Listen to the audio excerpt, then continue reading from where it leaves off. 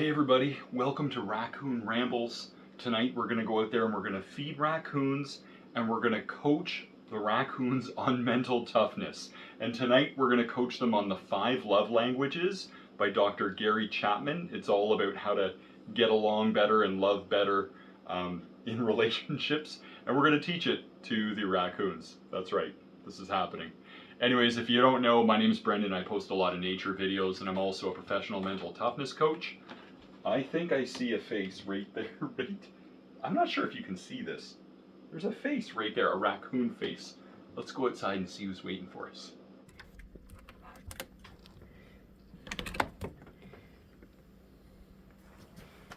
Welcome to Raccoon Rambles.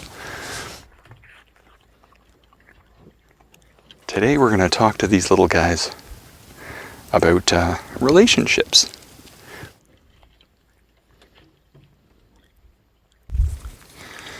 So, I was talking to a client, and they recently had a boyfriend move in.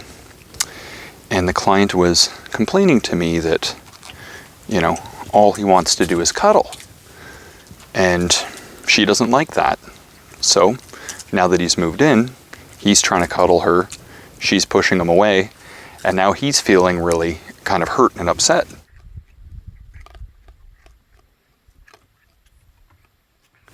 And my client was generally pretty confused about this. She didn't know what to do. They both really like each other, but somehow their dynamic when they moved in together wasn't going very well. So I asked her, have you ever heard about the 5 love languages by Dr. Gary Chapman? And she said no. And I said, well, why don't you do the test online and then do the test online and see what your love languages are.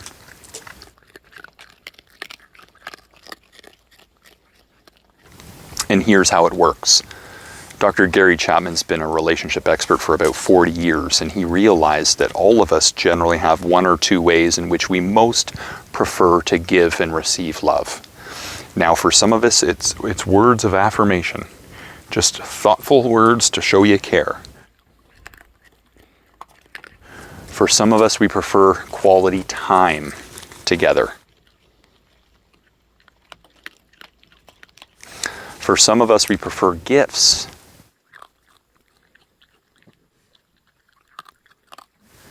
For some of us, we prefer acts of service, just doing things to help out.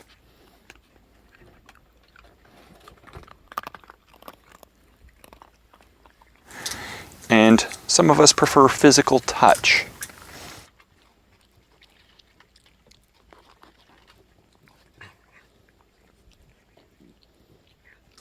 So when my client did the assessment, sure enough, she preferred words of affirmation, he preferred touch, but now that they understood, it can help them better get along. And she messaged me to say they had a major breakthrough in their relationship when they realized this.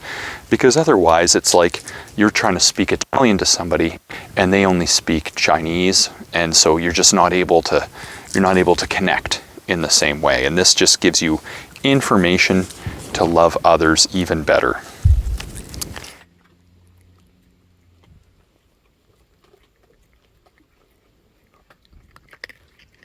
So you can do this test online. I believe they've got the 5 love language assessments, and you can figure it out. You may already have an idea. The important thing is to know what your top 2 are. You should try to have a match in the top 2. It makes it much more natural to get along.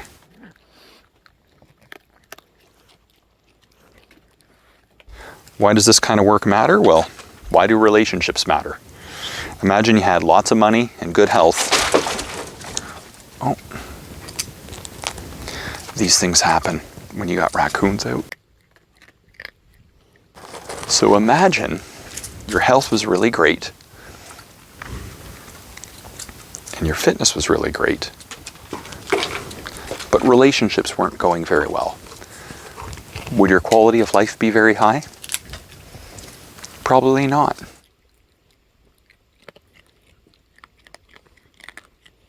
So have you ever found that Whether you like it or not, sometimes you have to act like a relationship counselor. Let me know in the chat if people ever ask you for advice or they share their relationship complaints with you and they're seeking guidance. Do other people ever put you in the position of just being an on-the-spot relationship counselor? I think it happens to most of us, whether we like it or not. And the empowering thing is that there is wisdom out there that can help us love other people with good form. Just in the same way you go to the gym, you want to use good form so you get the best results, you avoid unnecessary aches and pains. There's ways to have good form in relationships. And one of the most important things is to figure out the way other people prefer to receive love so that you can get a better return on your effort investment. For example, let's say you're somebody who really enjoys quality time, like undivided attention, one-on-one. You enjoy quality time. You and your partner get in a fight. To make it up to you, they leave a set of power tools for you as a gift with a big ribbon on it. Well, if you're a quality time person, that's probably not going to land very well, is it? But let's say you come home and they're like, hey, good news. I planned a spontaneous weekend getaway, just you and I, to a small town. We're going to go around, we're going to explore, we're going to have some adventures. How much better would that go over?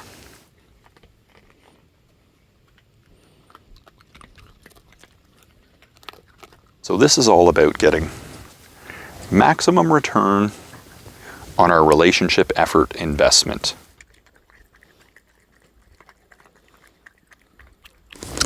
So let's go into some tips for each of the different categories to help you succeed. So if somebody is a words of affirmation person, you want to remember that words count. Think before you speak, because although they can really feel and appreciate positive words, the not so nice words will really get stuck in there with these people. Try giving them a compliment a day as an experiment. Try sending them positive notes, especially for Christmas and birthdays, if you know it's a words of affirmation person. And you can just say something simple like, I was just thinking about you, and I really appreciate you being a part of my world. You're a very special person in my life. Something very simple like that. My friend Alex Dobrich does this, sends notes like that. You can also find inspiration on compliments. So you can open up cards in the card store and read some compliments and borrow a few word ideas. You can come up with some of your favorite compliments you can try with somebody. So some good compliments you might say is, the world is a better place because you're here. You might say, I wish I could put into words the feelings in my heart for you. You could say, thank you for being all that you are. You could say something like, the thing you don't like about yourself is the very thing that makes you very interesting. You could say, you're even more fun than bubble wrap. Or you're better than a unicorn because you're real. Or you could just keep it simple and just say, you know what, thinking of you brings joy to my day. Simple words like that. The idea is keep it genuine when it comes to compliments. Don't use anything that's insincere. Try to be very specific on the compliment. Tell them how you believe that they set a really good example of hard work and dedication to others. Or they set a really good example of loving kindness to others. So that's the words of affirmation category.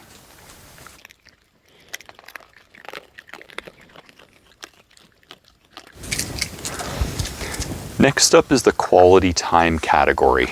Quality time. Hey. Guys, come on. We're going to try to have some quality time here. No fighting, okay? My goodness. Quality time, very important. Maintain eye contact. Look at them as if they're the only person in the world. Very important. don't do something else when you're with these people. Don't be partially watching TV. Put the phone away. These are the people that if they don't have your undivided attention, they feel you're not even there at all, and they can get a little bit worked up and upset. Set clear expectations when it comes to quality time. For example, a lot of times a quality time person might walk into the room and expect you to drop everything and give them your full attention. Now, if you're somebody who works on the computer or works from home, that's not always practical. Although you're physically present, you can't really give your undivided attention right now. So, I learned this one the hard way. If a quality time person walks into the room, you can just say, hey, look, I just have 10 more minutes of getting work done here, and then I'm all yours. I can give you my undivided attention. Just help them manage expectations. For quality time people, it can be a really good idea to plan a trip together because it's a lot of time one-on-one. And I would encourage you to have a trip planned at least every 6 months. If you're with a quality time person, it gives them something to look forward to. It can also be a good idea to exercise together.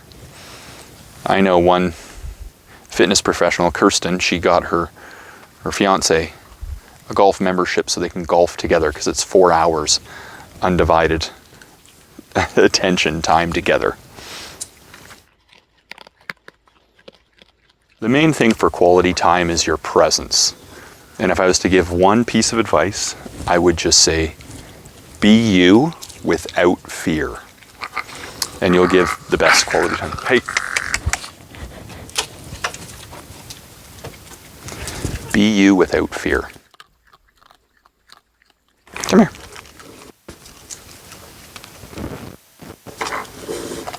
Okay, so the next category is gifts. Now this is not about materialism, this is about thoughtfulness. So it can be a good idea to keep a gift idea notebook. Make note of when people say they like certain things.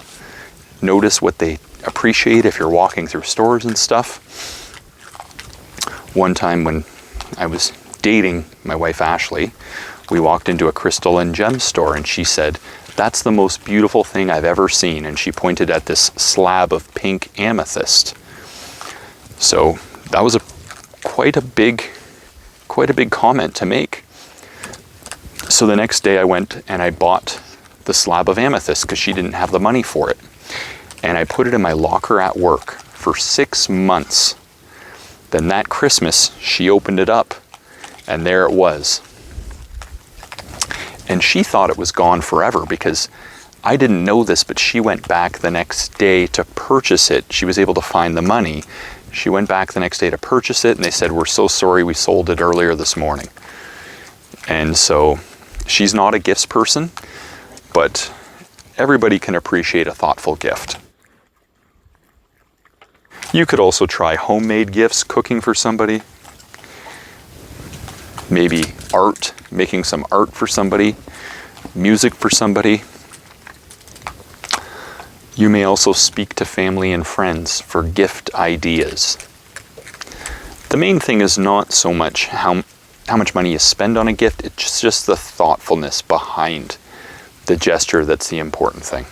To show that you're paying attention and that you were thinking of them. That's more where the love of gifts comes from.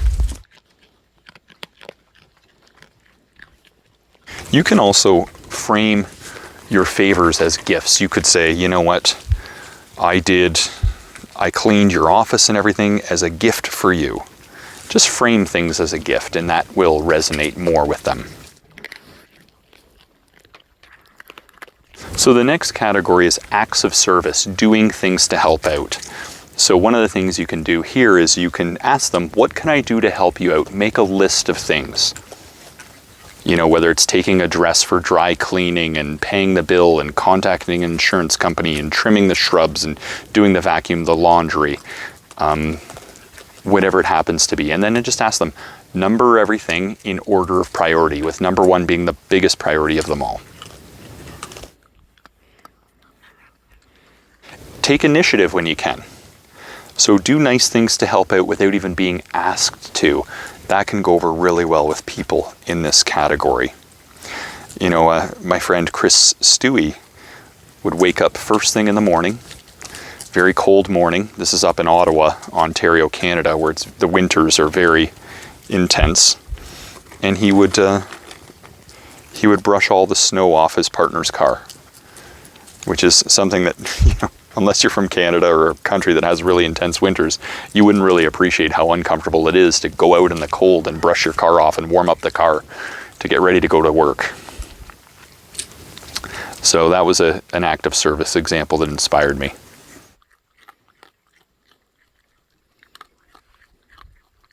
If we're somebody in this category, we want to avoid sounding bossy, like we're bossing people around and trying to turn them into a personal butler here, often only to realize a butler is not what we want to be with. So, you know, you don't want to enslave your partner here. Try to avoid sounding too bossy on the acts of service front. A really common example for acts of service is to take care of meals. So to do the grocery shopping and maybe cook some meals. It's also good because you can cut the onions for them so they don't have to cry. I know that joke is going to make you cry, isn't it? So the last category is physical touch. Now this isn't necessarily like a perverted category or anything. It's just it's all about holding hands, rubbing somebody on the back, you know, having snuggle time in bed first thing in the morning, snuggle crew, making that a priority to cuddle, and then making sure you prioritize romantic time together.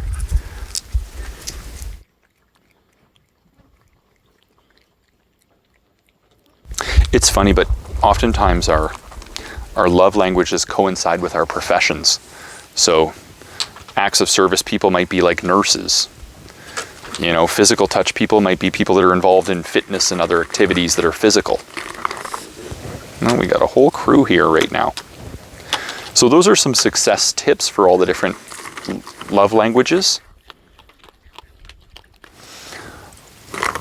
But I want you to know something, and Dr. Gary Chapman talks about this in the books. You don't actually have to have a perfect match to make it work. You don't have to have the same love languages. As a challenge, while you're at home right now, try doing your signature. Okay, just take a pen and paper and do your signature right now. And then what I want you to do is switch the pen to the other hand and do your signature with your non-dominant hand. Okay? So do your signature with your non-dominant hand. Compare the two.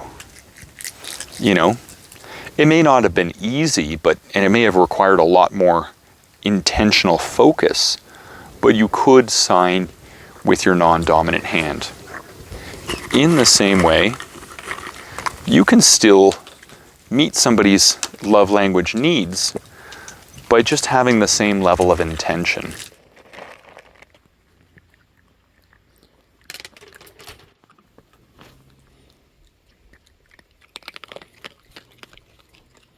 It's usually easiest if there's a match in your top two. One match in the top two makes it so it's much more natural to get along, but you can make it work if you want.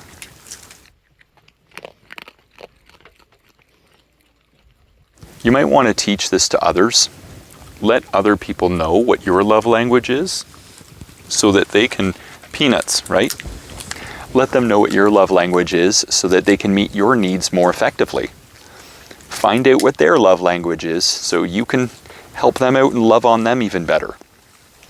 You may want to read Dr. Chapman's books. I read all of the books that were available at the time. When I read them, I even saw him speak live, and I took detailed notes and amalgamated them. If you're in a relationship, take a 1-week experiment where you just double down on your efforts to meet their love language needs. You may notice that in giving you'll receive, that they'll want to reciprocate if you're with the right kind of person. Really double down on your efforts. Okay? Double down on your relationship efforts. Encourage. Now, if you're single, it's a really good idea, to ask somebody early on, maybe even before you meet them, hey, I'm just curious, what's your love languages? And if you don't know, you can do the test by Dr. Gary Chapman. So what are your thoughts on the love languages? What do you think about it? Throw it into the chat. Is it a concept you've heard about before? Does it make sense to you? Is it something you're willing to give a try? My experience has been that it can be a real game changer in relationships, because a lot of the problems come down to just a misalignment of giving and receiving love. And this kind of gets everybody on the same page. So it helps us love other people better. And when we love greatly, we live greatly. So I'm sending you love from myself and the raccoons tonight. We love you forever. We're happy you came to hang out with us for Raccoon Rambles. If you have a topic you want us to discuss in future, please throw it into the chat. We appreciate you.